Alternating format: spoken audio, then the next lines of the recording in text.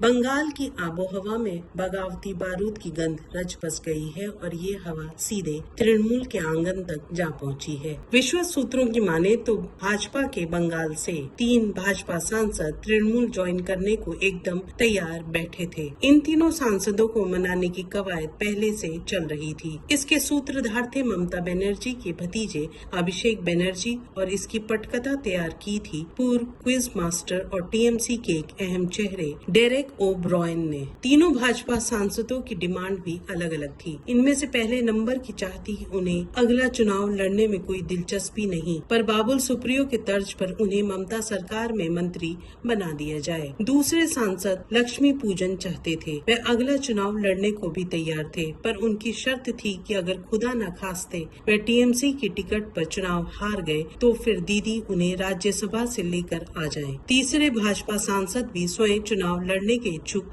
नहीं थे। वे चाहते थे कि उनकी पत्नी को विधानसभा का चुनाव लड़वाकर राज्य में मंत्री बना दिया जाए। कहते हैं अभिषेक की ओर से इस डील को हरी झंडी थी, पर ममता इस पर आगे नहीं बढ़ रही थी। वहीं इन तीनों बीजेपी सांसदों के सब्र का पैमाना टूटता जा रहा था। इनके पाला बदलने की खबर जब भाजपा हाईकमान को लगी, सो इन तीनों को उन्होंने तलब कर सख्ती से पूछा कि आखिर क्यों बदले बदले से सरकार नजर आ रहे हैं। ये सदन में भी कम दिखाई देते हैं और पार्टी बैठकों में इनका अता पता नहीं होता। अब तो इन सांसदों के पैरों के नीचे से जमीन निकल गई। दल बदल से पहले ही उनके लिए दुरू सियासी दलदल तैयार था। इन्होंने आखिरी बार अभिषेक से चेक किया कि आखिर चल क्या रहा है, कुछ होगा कि नहीं। अभिषेक ने डेरेक से कहा कि वे फौरन इस बाबत दीदी से बात करें। डेरेक ओब्रायन ने दीदी से बात की तो ममता बेतरह उखड़ गई। बोली, तुम लोग क्या फालतू के चक्कर में पड़े हो। पहले पीके के साथ मिलकर तुमने